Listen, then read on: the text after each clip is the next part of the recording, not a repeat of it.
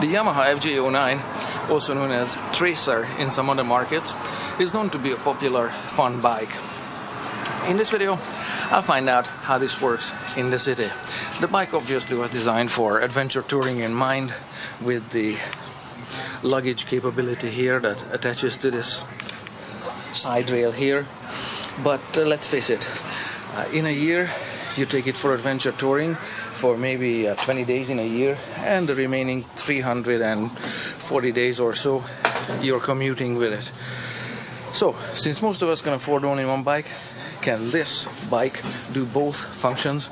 Be adventure touring when adventure touring is called for, and be a practical, functional companion in daily commuting. The bike screams practicality. It's one of the lightest, 210 kilograms or so. It has a very nice control-sphere die-cast aluminum frame. The good thing about aluminum is that it's very rigid and it's not too sensitive to corrosion at all in all-weather riding. Whether you live in tropical countries where there is torrential downpours every day, or subject to road salting, aluminum is going to be very practical for that. The subframe here is steel, but can be detached from the frame. So if the steel subframe gets damaged, either due to corrosion or mechanical impact, whatever, this can be detached from the frame. Very practical. The bike has a die-cast aluminum swing arm that has this upswept design. Aluminum is rigid for sporty riding, and aluminum is practical for corrosion considerations right here at the rear wheel. These ones are also aluminum footpeg brackets, and there's also a mudguard here, plastic, fitted so as to protect the steel subframe. There's more plastic body panels there added to make it work with the steel subframe. The bike also has aluminum handlebars, aluminum clamps, and aluminum triple clamps, upper and lower. They are both aluminum castings. Very nice for considering rain and bad weather riding. Bike also comes with a center stand, which is immensely practical for checking your bearings, brake, tire, and maintaining your chain.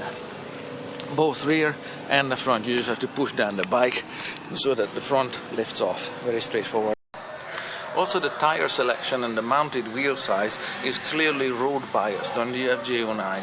This is a wheel size of 17 inches in diameter and 5.5 inches here at the rim, and it allows mounting of a type of tires that provide a huge contact patch for maximum acceleration on paved surfaces, and allow sharp lean angles where at high speeds where this contact patch gets even bigger.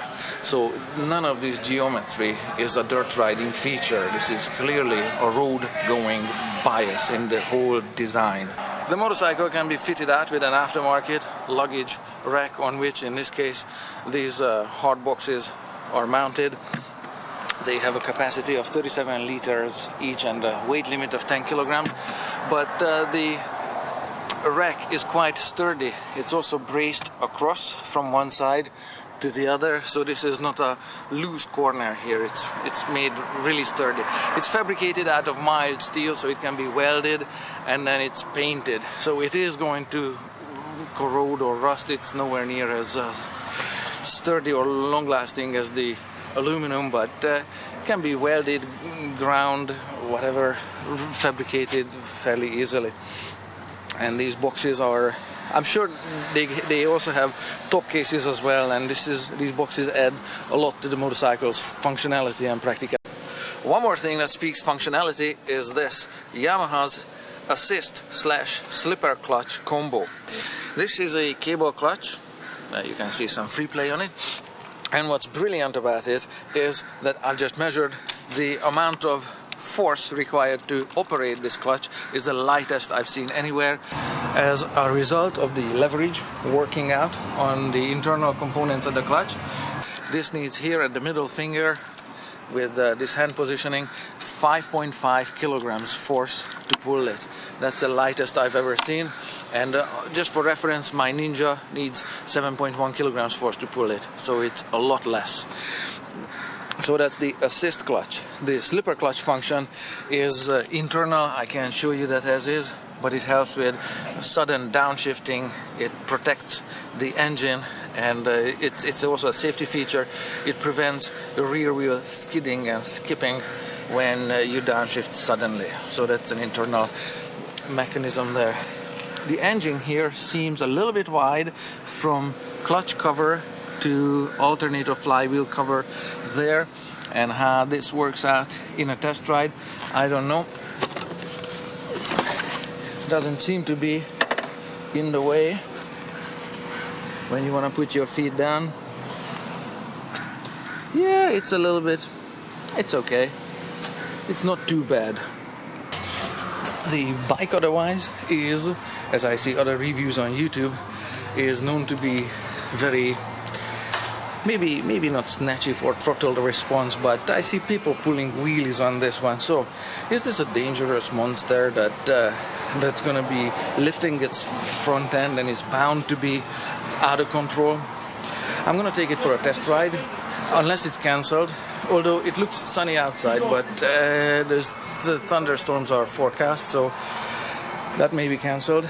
And in terms of throttle response, I have my Ninja parking over there that I ride, and so I have a sensitive hand, that's all I'm saying, okay? And we'll see how this one works out as a city commuting. That one works. And in terms of throttle response, we'll see what this one does.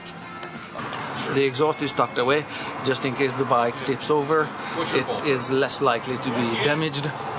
It's water cooled. The FJ-09 inherited all of its frame and engine and brake components, not the center stand, from the FZ-09.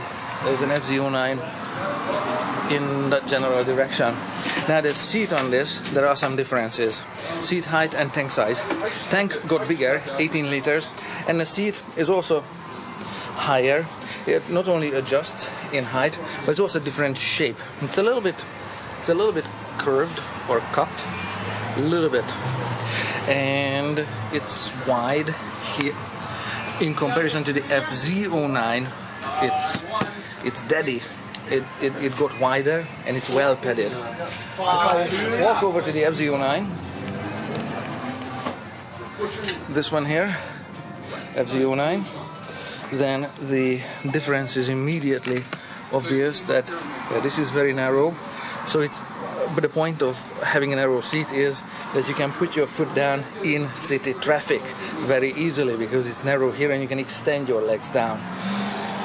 This seat is harder and maybe wider at the back here, and is definitely flatter than the seat of the FJ-09, the Tracer.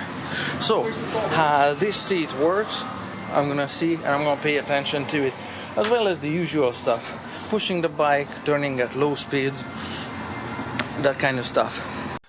Back in 2014 or so, Yamaha was criticized that they had lost their flair for innovation. I don't know if they found it or they're just not messing with an already good thing.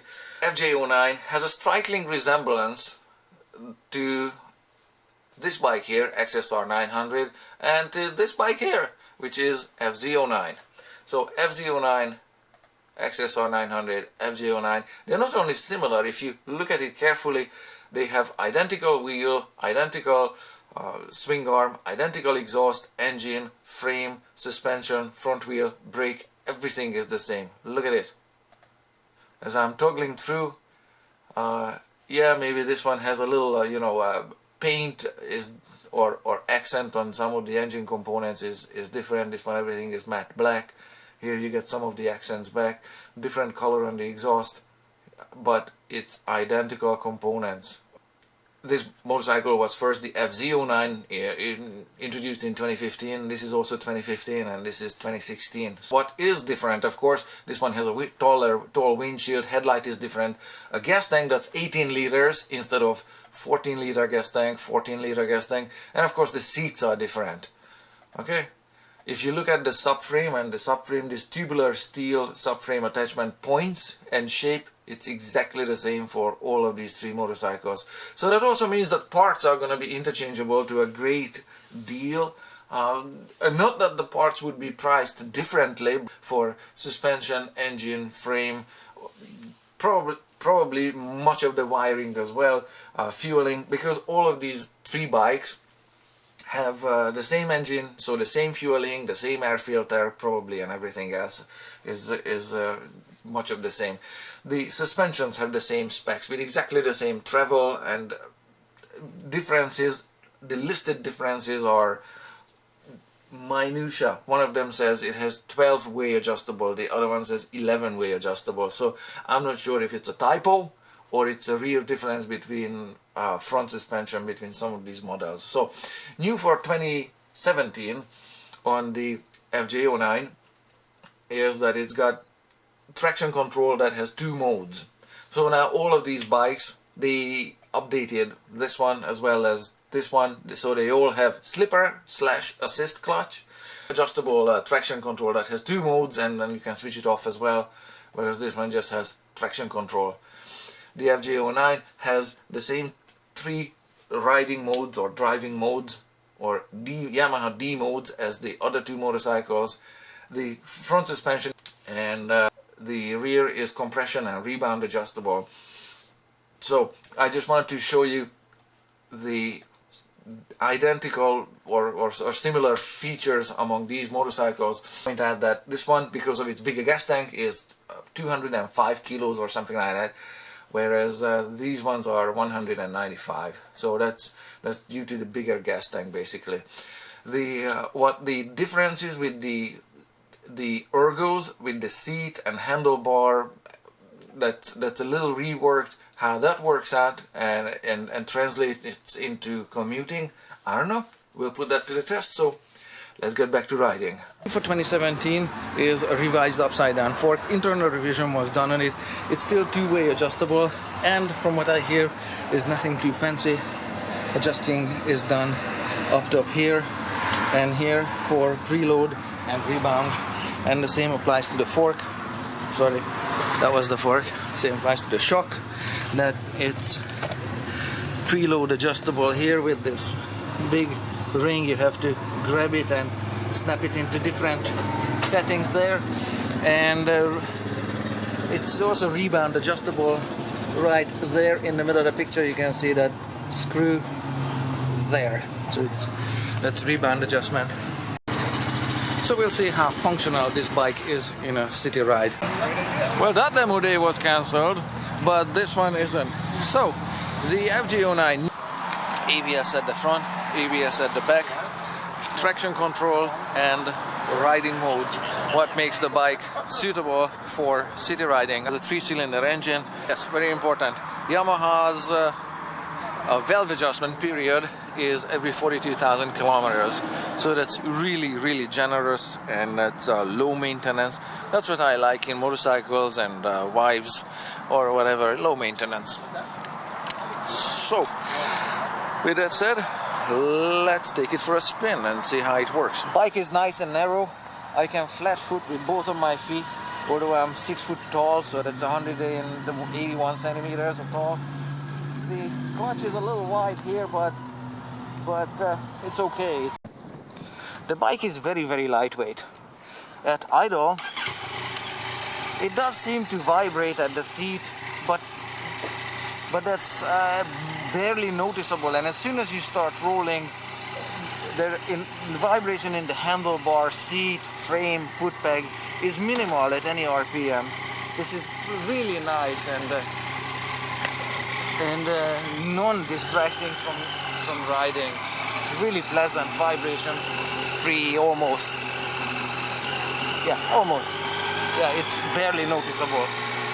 Very well done, Yamaha. Bravo.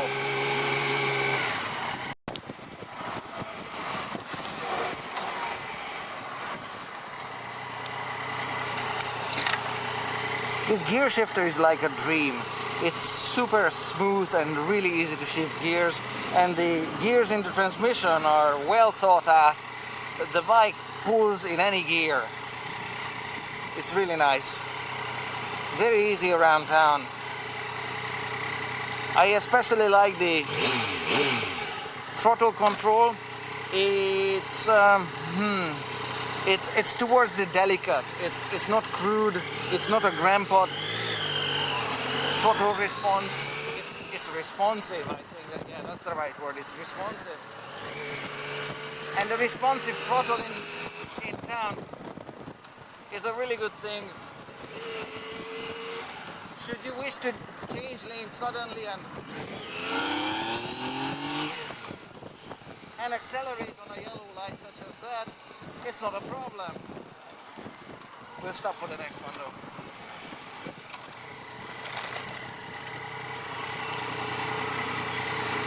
Yeah, so the throttle is by no means conservative. It is on the sensitive side, or on the responsive side. I really like it. It's really used for feature in town. So what this means about the throttle is that it's not a wheelie monster. It doesn't just pull wheelies uncontrollably. It's very nice, easy to modulate. We're just gonna creep across here to the dealership. The bike is really well balanced for slow speed turns. It's got a fantastically well chosen center of gravity and it's super lightweight. So I'm sorry about the bumpy road. Yeah, and the suspension is very nice. As is, just factory setup, not changing anything on it, not messing with it. Didn't change the preload, it doesn't matter how big I am. Out of the box, the suspension is working very well. And the bike is, and please get it the right way, is very flickable, very easy to maneuver. Say if you want to change your mind suddenly, oh, I want to take this parking spot, it's really easy. It's really easy to get out from a parking stall like this and get going again. Like so. Super nice. Brakes are not necessarily stellar. Yeah. They work. Oh, ABS works. Nice. Push the bike around in the parking lot and its turning diameter is 14 feet 10 inches.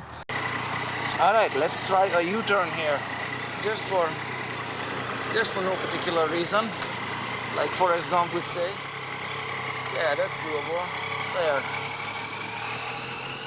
U-turn, nice. It's not especially a tight U-turn, but the bike balances throughout the U-turn very neatly. And there was a slight slope on this U-turn. Nice throttle response, so you can merge with the traffic in first gear. That's important.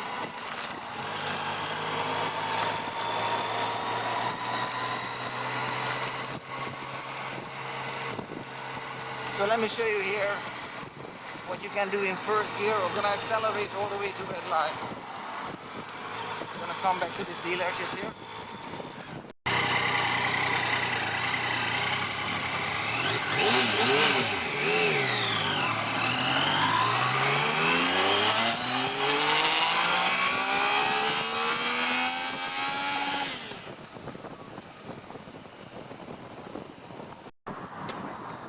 The bike is chain driven, so that's got its limitations for wet weather or all weather riding, because in rain and snow chains need a lot more looking after than shafts or belts, but it is what it is. It works, it's lightweight. Bike is on the center stand now, so let me show you one geometric oddity about the seating here. The seating geometry here is, so when I sit on the bike, this is how I look like, and I'm not all the way forward because the foot peg is right there. If I slide forward, my heel is behind my spine and my hip is not really comfy, but this way I can hug the tank and I can maybe not steer with my legs, but when you lean with the bike, you need to hold yourself to the bike. So, but for this, you need to slide forward, and that means that your elbows need to be bent a bit. You're gonna be closer to the handlebar. It's a more aggressive riding position and is not really suited for long term. If you want to be touring, for my height, 6'1", that's 180 centimeters, 32-inch inseam, whatever that is in centimeters, then this is how I sit. I have this gap now here between me and the gas tank, and also my knees are not really hugging the gas tank. There's this gap there, and makes a really vague feel on the frame. Now the frame is awesome, and the bike's steering is very precise. It's just the geometric oddity that this way, in a touring position with the elbows closer to straight, I don't have a whole lot of feedback because I'm not hugging the frame enough. Okay, and in this way it feels like and don't get me wrong, this is the seating position and this is the contact area that was featured on my 1981 Honda CM400T. So this geometry is comfy for touring, but not really for aggressive riding or adventurous riding or spirited riding or any of that kind of stuff. For that I need to slide forward, and that makes it really uncomfy because the footpeg doesn't slide with me forward, you see. Footpeg would need to move forward as well, but of course it doesn't. And being closer to the handlebar, now the handlebar is in my lap. But that aside, this is a fantastic motorcycle. So this strange seat to tank to frame transition here might have been caused by a consideration to stand up on the bike, even though when you stand up the handlebar is a little too forward and you lean forward more than usual. So this distance, seat to handlebar, is a little too much. But this distance works fantastically well for road, so that's why this is a road biased bike. And I hear also the seat was revised a little bit, so it's more flat and less pushing you less into the gas tank. The seat is also height adjustable, about 20 millimeters or so. It's about an inch there. There you have it. And this is well padded as is. I'm sure there are comfort seats available for long-term touring. It's a little bit curved, but fairly flat.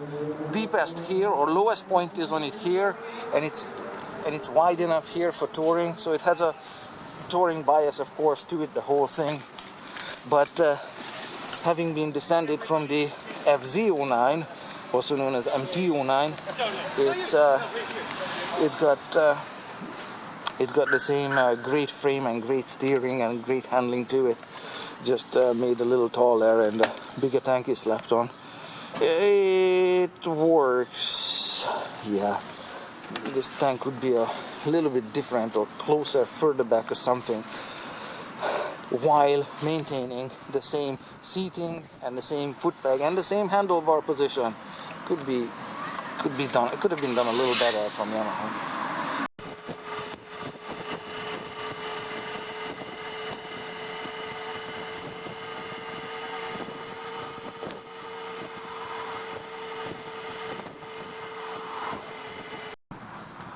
The wind protection on the bike is pretty good. It's got a fairly wide body in front of your knees, and the windshield and the fairing is kind of works enough. It's effective enough.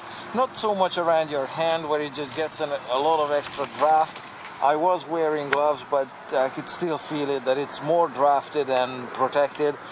But by and large, the fairing and the windshield takes the wind out of your chest and pushes it into your helmet, so your head gets a lot of buffeting and turbulent air and noise consequently. But the fairing does a really good job at keeping your torso dry, and yeah, so fairing works by and large. The seat is nice. It's interestingly narrow here, or it helps you flat foot on the ground, just like so. So it's a really good feature. So the clutch case is sticking out here, and the alternator is sticking out there. They don't quite line up there. They're kind of offset. So it's kind of strange when you put your feet down. You have to kind of be asymmetrical, something like that. But it's manageable. It's okay. Just a little strange. The mirrors are nice and clear. under 4,000 RPM especially. You can do highway speeds at 4,000 RPM in 6th gear easily. So they start buzzing at around 4,500, just minor buzzing, and then it gets a lot worse after 6,500 or so, and then you can't see anything above that RPM range. The bike is otherwise stable in corners and turns well and turns precisely. I really like the gear shifter and the gearbox on the bike. It's really precise. The clutch pull is one of the lightest I've ever seen around. The traction control is adjustable. I wasn't playing around with that one.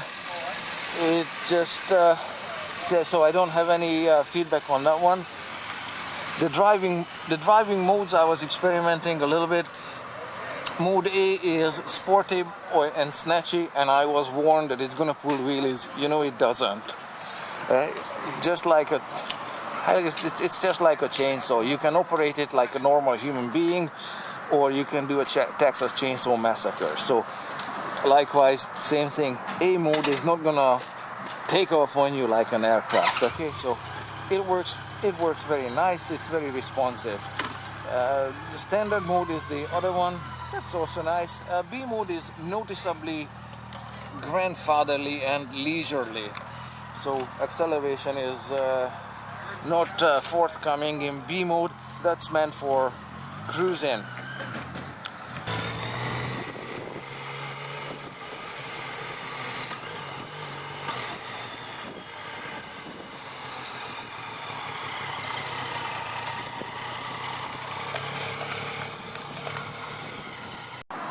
And given the suspension and the geometry of the bike here, given that its center of gravity is higher than on the FZ-09 or MT-09, it means that it's pitching a little more and diving a little more when braking and accelerating and whatever. But that's I don't think it can be really cured. It needs a stiffer spring in the suspension, but as is, it's very nice for touring and going around town. It doesn't need to be any stiffer unless you want to go to the track, but in that case you need the FZ-09 and lower its center of gravity for touring and going around town. This bike works fantastically well with this suspension as is.